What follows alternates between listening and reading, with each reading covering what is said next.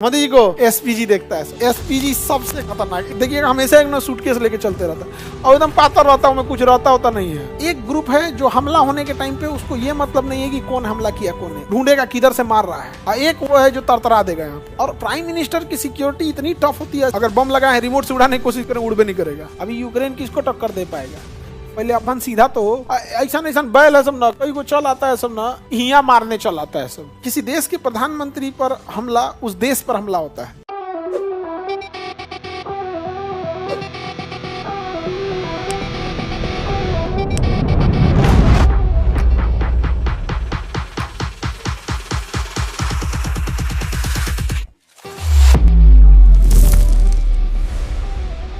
जो प्रधानमंत्री हो जाए राष्ट्रपति की सुरक्षा के लिए, NSG, national security guards, NSG, इन्हें ब्लैक कैट कमांडो भी कहते हैं।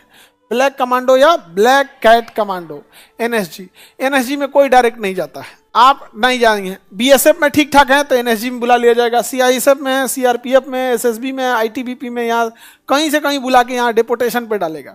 परमानेंट नहीं रखेगा आपको एनएसजी में। डेपोटेशन का मतलब होता है आपका कोई विभाग कुछ और था, दे दिया गया इसके लिए, तो आपको डेपोटेशन के लिए लाएगा। 40 साल हिल जाएंगे तो फिर भेज देगा, जाइए आप जहाँ आए थे, यहाँ सब चूस दुरुस्त की जरूरत है एकदम। वो कुछ दिन के डेपोटेशन के लिए कहाँ ला देगा? एनएसजी में। एनएसजी में डायरेक्ट चल जाएंगे, वहाँ अच्छा परफॉर्म करिएगा, अप्लाई करेंगे तब किस में जाएंगे? एनएसजी में। तो इंडिया के एकदम टॉप कमांडोज कौन है? एनएसजी। अब जैसे यार 5.5 फीट 7 इंच आपकी हाइट है, आप बीएसएफ में जा सकते हैं, किसी में जा सकते हैं, लेकिन उसमें से इसमें आने के लिए कम से कम 6 फीट खोजेगा। मतलब एक तो उसमें क्रीम भर्ती किया, उसमें वो महा क्रीम लेके इसमें आया हम देखिए, कभी किसी एवरेज हाइट वाले को आप देखे ही नहीं होंगे कमांडो में, सब इतना बड़ा हाइट का रहता है। समझा गया? तो एकदम टॉप कहाँ पहुंचा है? एनएसजी में। एनएसजी जिसको मिली रहती है, एनएसजी कवर एकदम वीवीआईपी रहता है, बड़े बड़े मिनिस्टर्स लोग को मिली रहती है एनएसजी कवर। जैसे योगी आदित्यनाथ हैं, राहुल गांधी हैं, राष्ट्रपति हैं, मंत्री जितने होते हैं सेंट्रल मिनिस्टर, उन लोग को क्या मिली होती है? NSG cover. काले कवर लेके ऐसे देखे होंगे खड़े रहते हैं लोग। समझा गया कि नहीं गया? उनकी सुरक्षा के लिए। अब एनएसजी में सबसे ठीक ठाक उसको एसपीजी ले जाता है। ये मोदी जी वाला है एसपीजी। मोदी जी को कौन देखता है? एनएसजी देखती है मोदी जी को ना, मोदी जी को एसपीजी देखता है। एसपीजी सबसे खतरनाक, स्पेशल प्रोटेक्शन ग्रुप, एसपीजी। देखिएगा जब मोदी जी खड़े रहेंगे ना, उनको दाहिने बाएं को काला सूट पहन, काला चश्मा पहन के, सफारी सूट पहन के, ब्रीफकेस लिया रहा है, एक अटैची लेके घूमते रहता है। वो अटैची नहीं है, उसको बटन दाबेगा ना तो उसमें 3 लेयर खुल जाएगा। वो बुलेट प्रूफ जैकेट है। अच्छा गोली वोली चलने लगा ना, खटाक से बटन दबाएगा, अटैची 3 लेयर में खुलेगा। अब मोदी जी के सामने वाला लगा देगा, एक उधर वाला लगा देगा, हो गया कवर। चलाते रहो गोली, वो स्टील के है। तो वो देखिएगा हमेशा एक ना सूटकेस लेके चलते रहता है और एकदम पातर रहता है, कुछ रहता होता नहीं है, पतला होता रहता है यहाँ पे। तो उसमें ना अलग टाइप के होते हैं। एसपीजी का कोई स्ट्रक्चर बाहर नहीं है और ना ही बताना चाहिए, लेकिन थोड़ा बहुत है क्या कि उसमें ना एक ग्रुप है जो हमला होने के टाइम पे उसको ये मतलब नहीं है कि कौन हमला किया कौन है। एक ग्रुप ऐसा है जो अटैची लेके घूम रहा है, वो मोदी जी को कवर दे देगा। एक ग्रुप ऐसा है जो ढूंढेगा किधर से मार रहा है, और एक वो है जो तरतरा देगा यहाँ पे, एकदम पूरा व्यवस्थित करके रख देगा यहाँ पे। एकदम एसपीजी होती है यहाँ पर। इसमें कितने कमांडो होते हैं भाई साहब? इसकी कोई गिनती आज तक किसी को नहीं पता है, किसी को कुछ नहीं पता है। सबसे टॉप सिक्योरिटी एसपीजी। वो काला चश्मा पहने रहते हैं सब। वो इधर मुंह, जैसे उनको इधर देखना है ना तो मुड़िया इधर घुमा लेंगे, आंखिया से इधर देखेंगे, इसलिए काला पहनते हैं सब। इधरिया वाला अपने डराई लेके हमरा देख रहा है, देख तो रहेगा, इसको देखना होगा इधर ना तो इधर घूम जाएगा। अलग टाइप का होता है। और काला चश्मा पहने आपको एक साथ डबल को क्या कर दिया, कवर कर दिया, तो उनका अलग लेवल का होता है। और प्राइम मिनिस्टर की सिक्योरिटी इतनी टफ होती है, ऐसे थोड़ी देख सकते हैं। अब कहीं पे भी अगर प्राइम मिनिस्टर रहेंगे, यहाँ पे पीएम यहाँ पे अगर खड़े हैं तो इसके चारों ओर कवर कौन दिया है? एसपीजी। इसके बाद का जो कवर रहेगा ना, एनएसजी का है, एनएसजी। इसके बाद का जो कवर रहेगा जेड प्लस, सीआरपीएफ का जेड प्लस, सीआरपीएफ का जेड, सीआरपीएफ यहाँ पर ये हो गए आपके जेड प्लस। इतना भयानक। इसके बाद आपका रहेगा स्टेट कमांडो। जैसे बिहार पुलिस, बिहार में आएंगे तो बिहार पुलिस के कमांडो होंगे, इसके बाहर रहेंगे यहाँ पर। इसके बाहर अगर रहेंगे तब रहेगी पुलिस। इसके बाहर कौन है? पुलिस। इसके बाहर अगर देखेंगे तो ट्रैफिक बंद कर देते हैं सब ना, देखना ट्रैफिक है, कोई गली से नहीं निकले, कोई इसमें नहीं निकले, सारा बंद कर देते हैं सब। तब जाके यहाँ रहते हैं हमारे। तब ना मोदी जी कहते हैं 56 इंच का सीना है। ऐसे ही बोल देगा कोई 56 इंच का है। और देश की सुरक्षा जरूरी भी है। देश की सुरक्षा भाई, उस व्यक्ति के, किसी देश के प्रधानमंत्री पर हमला उस देश पर हमला होता है। इनकी सुरक्षा जितना हो सके। इसके ऊपर एयर विंग जो वो क्या नाम है उसका, ये पूरा एरिया जो होता है ना, ये होता है इलेक्ट्रॉनिक कंट्रोल में। यहाँ आपका मोबाइल काम नहीं करेगा, जितने एरिया में रहेंगे मोबाइल काम नहीं करेगा, रिमोट काम नहीं करेगा। अगर बम लगा है रिमोट से उड़ाने की कोशिश करें उड़ भी नहीं करेगा। जैमर लेके घूमता है सब इनके उसमें। ये नहीं कि कोनो फिल्म विल्म में देखते हैं बम लगा दिया हीरोगा और रिमोट अब नहीं जाएगा, बैटरी ये नहीं है, फिर घूमेगा बैटरी उटरी खोजेगा। मतलब फिल्म का एक ही कहानी होता है, उतार चढ़ाव दिखाते रहो लोग पब्लिक होते रहे, लास्ट में दबाएगा बम फूट जाएगा, इससे या जैमर लगा देगा, कोई जैम काम नहीं करेगा। तुम ड्रोन लेके उड़ाओगे ना, ड्रोनवा गिर जाएगा। अगर तुम्हें मन किया कि भाई हम बियाह वाला ड्रोन खरीद लिए हैं, एकदम पास से फोटो खींचेंगे मोदी जी का, ना खींचा पाएगा, इसके आगे जाते ड्रोन यहीं गिर जाएगा। वहां जैमर लगा, उसको सिग्नल नहीं मिलेगा, और ड्रोन को जब सिग्नल नहीं मिलेगा क्या हो जाएगा, गिर जाएगा। कोई मोबाइल वोबाइल उस एरिया में कुछ भी काम करने वाले नहीं। ये वीडियो कॉल पे दिखाई दे मोदी जी भाषण दे रहे हैं, एक काम ही नहीं कर रहा है, नेटवर्क नहीं काम करेगा। आगे बढ़े। अच्छा मीडिया वाले लोग का उनका अपना वो लेके घूमते हैं लोग, देखना ना उसको, एक टीवी टाइप का होता है, उसमें सेटअप लेके उनका पूरा सिस्टम लेके चलते रहते हैं लोग, तो उनका उस फ्रीक्वेंसी से वो होता है वहां पे उनका। और सारे मीडिया वाले थोड़े घूम रहे होते हैं, ANI वगैरह को लेके चलते हैं कि कोनो मुंह में माइक लगा देगा ये लोग के मुंह थोड़ी है होता है। ANI हो गया, PTI हो गया, INS हो गया, ये हो गया, 18 नेटवर्क हो गया अपना। बेसिकली ANI ले लिया तो ANI सबको नहीं होता है। मोदी जी आएंगे तो उनके साथ एक ANI का वो आता है। ANI है बड़का चीज, कहीं पे देखिएगा जो भी बड़का होगा ना तो कोई ANI का कभी पत्रकार आपको नहीं दिख सकता है, का रूल है। कभी भी ANI इंटरव्यू लेगी ना तो देखिएगा सामने से कोई सवाल पूछ रहा होगा और ANI का माइक लगा होगा, पत्रकार नहीं दिखेगा। वो न्यूज एजेंसी है, पत्रकार नहीं है। चाहे PTI हो गया, वो चेहरा उनका नहीं दिख सकता है। आजकल तो थोड़ा सा मीडिया में भी क्या है, थोड़ा ट्रेनिंग लेने की जरूरत है।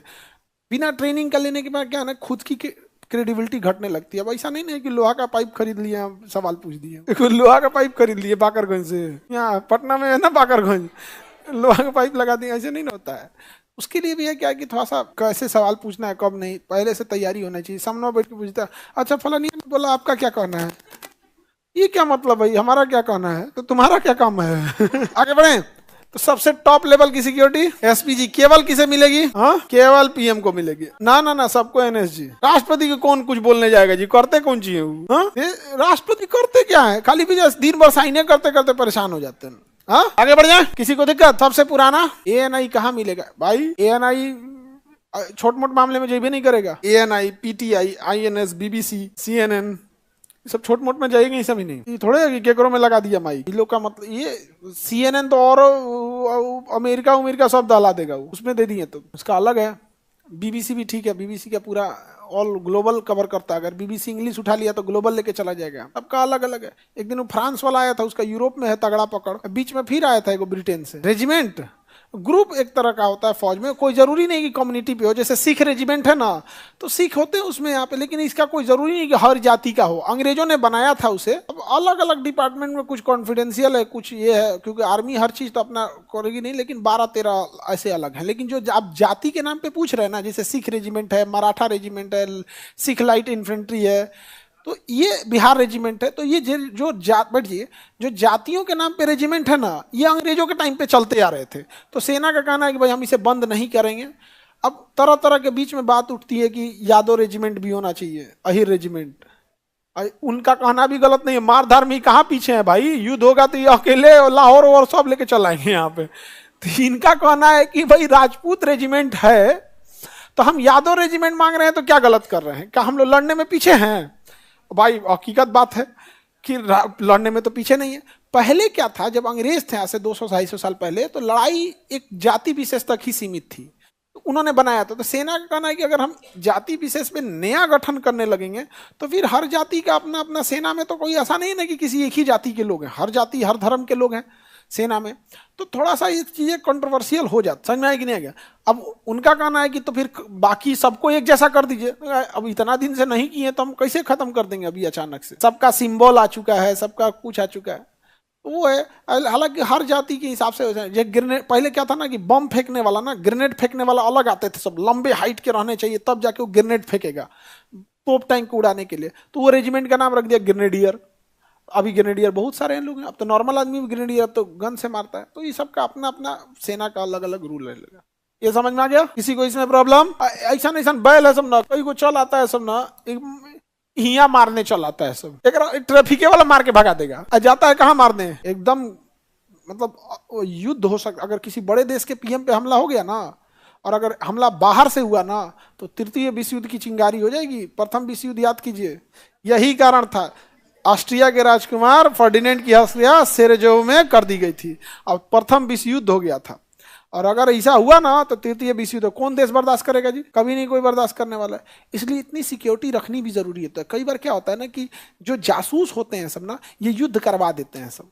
अब जैसे मान के चलिए कोई जासूस है और चाइना का जासूस है, वो भारत को कमजोर करना चाहेगा, पाकिस्तान के किसी पीएम पे हमला करा देगा, और जो हथियार का यूज करेगा वो इंडियन होगा, जिसे गोली चलाने के लिए पैसा देगा उसका कहीं ना कहीं इंडिया से कनेक्शन दिखा देगा, जो चलाएगा उसके जेब में इंडिया का पैसा रख देगा, इंडिया का सिम रख देगा। क्या जाता है उसको, इंडियन भले नहीं है लेकिन चलाया, पासपोर्ट रख दिया इंडिया का, सिम रख दिया इंडिया का। और जासूस होते हैं, उसका अरबों खरबों रुपया होता है। इंडिया में किसी को 2 करोड़ देगा, धाए दे उसका फर्जी आधार कार्ड बना देगा। 2 करोड़ में तो उसको भारत का विधायक घोषित कर देगा, उसको फर्जी आधार का। तो एक जासूस के लिए बजट कोई मायने नहीं रखता है, जितना भी खर्चा कर, तो वो जो चलाएगा उसके पास एक इंडिया का आधार कार्ड घोषित कर देगा, पासबुक बना देगा। बैंक में, अब प्राइवेट बैंक में जाके कहिएगा हमको 1 करोड़ रुपया जमा करना है, तो कहेगा आधार कार्ड बाद में दीजिएगा। खोल यार खोल, पैसा वालों का प्राइवेट में बड़ी इज्जत है।